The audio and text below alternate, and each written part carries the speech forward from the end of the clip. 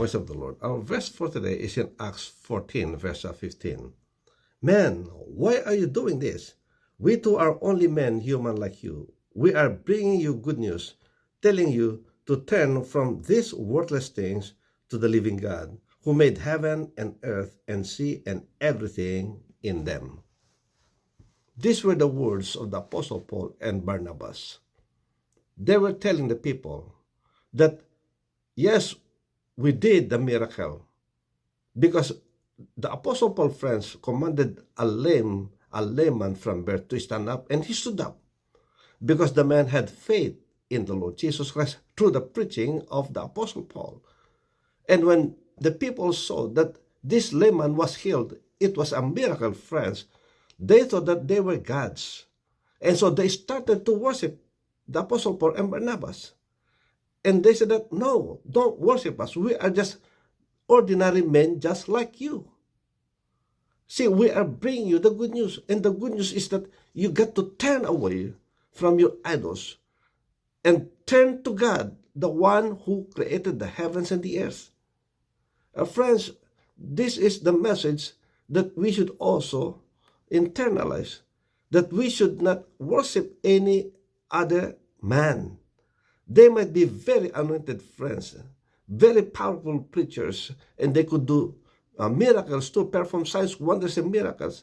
But friends, let's not worship them. Rather, worship the one that gave them the power, and that is God and the Lord Jesus Christ. See, Jesus himself had said that, in my name you shall cast out demons. In my name you shall lay hands on the sick and they shall recover. Friends, these are the powers that the Lord had given us. And if we exercise this, then we can see signs, wonders, and miracles too. But we are not gods. Amen. And so when we see people doing those, and we could see the miracles, then friends, glorify God. Turn your eyes towards the Lord, not towards this man and worshiping them. No. That's the message of the Apostle Paul. And so to this day, friends, a lot of people are worshiping the Apostle Paul. If only the Apostle Paul is alive today, he will go and rebuke them for worshiping him. But a lot of people, friends, are engaged in idolatry. And this was the very message of the Apostle Paul. Don't engage in idolatry. Turn your eyes towards the one who created the heavens and the earth. So, friends, let us turn our eyes on the Lord Jesus Christ. Amen. Let us turn our eyes to him who created us, not the one that had been created, men and women just like us.